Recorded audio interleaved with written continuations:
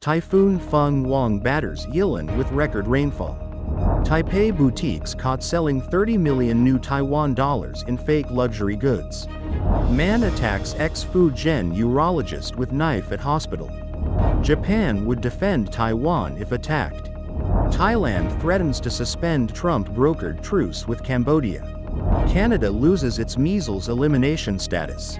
China's CO2 emissions have been flat or falling for past 18 months. Seated Salsa, the miracle movement to help ease back pain.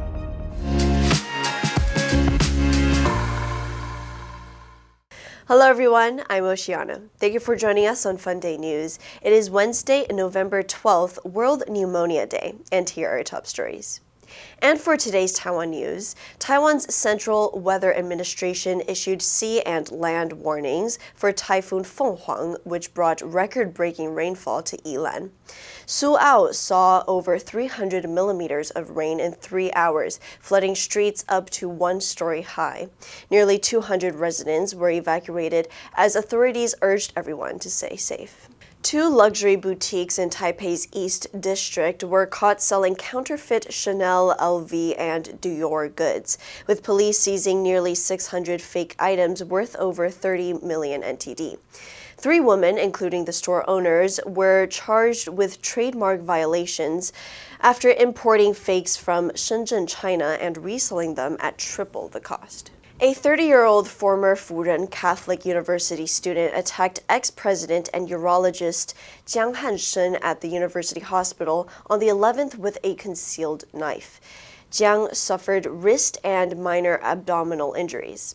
Security subdued the attacker, who had posted on Facebook declaring his intent. He was arrested and sent to prosecutors for violating medical law and causing injury. And in global news, Japan and China are embroiled in a dispute over Tokyo's potential military involvement in the event of a conflict over Taiwan. Beijing reacted angrily after Japan's new Prime Minister, Sanae Takaichi, said an attack on Taiwan could trigger the deployment of Japan's self-defense forces if the conflict posed an existential threat to the country. Insisting that Japan could exercise its rights to collective self-defense or come to the aid of an ally, Takaichi said Tokyo had to anticipate a worst-case scenario in the Taiwan Strait. If an emergency in Taiwan involved warships and the use of force, then that could constitute a situation threatening Japan's survival, whichever way you look at it, she told a parliamentary committee. The so-called Taiwan contingency has become so serious that we have to anticipate a worst-case scenario. Beijing has not ruled out the use of force to annex Taiwan, a self-governing democracy it regards as a Chinese province, under what it calls reunification. The dispute escalated over the weekend after the Chinese consul general in Osaka, Shui Jian, responded to a news article about her Taiwan comments by saying, "We have no choice but to cut off that dirty neck that has been lunged at us without hesitation. Are you ready?" On Monday, Thailand threatened to suspend a U.S.-brokered ceasefire with Cambodia after a landmine explosion along their volatile border injured 4 Thai soldiers. The 2 countries signed the Truce agreement last month after territorial disputes led to 5 days of combat in late July that killed dozens of soldiers and civilians. Tensions have persisted, and other landmine explosions before and after the clashes have also caused injuries. The Royal Thai Army said late Monday that the explosion earlier in the day injured 4 soldiers. A sergeant lost his right foot after stepping on a landmine while on patrol along the border in Sisaket province, while the other 3 suffered minor injuries from shrapnel or the impact of the blast. It also said Thai troops regularly patrol the area and accused Cambodia of laying new landmines in violation of the truce.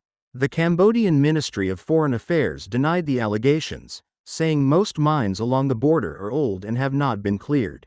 It said, Cambodia remains committed to implementing the joint declaration, which was signed to much applause from the international community.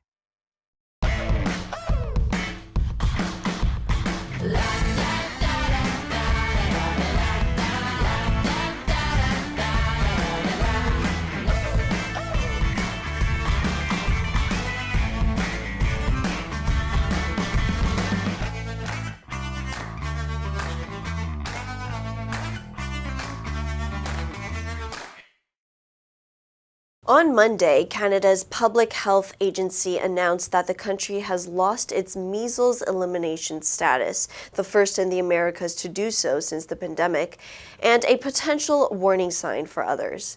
Countries lose the status for several reasons, including declining vaccination rates, but the key factor is the continued spread of the same strain of the virus for a full year.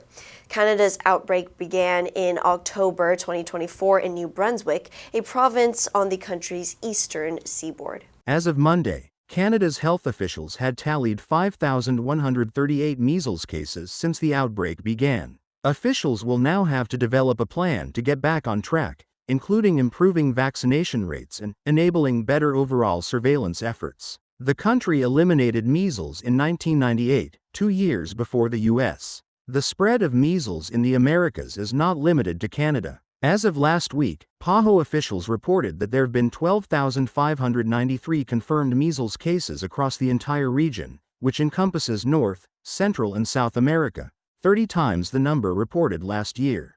China's carbon dioxide emissions have been flat or falling for 18 months, analysis reveals, adding evidence to the hope that the world's biggest polluter has managed to hit its target of peak CO2 emissions well ahead of schedule.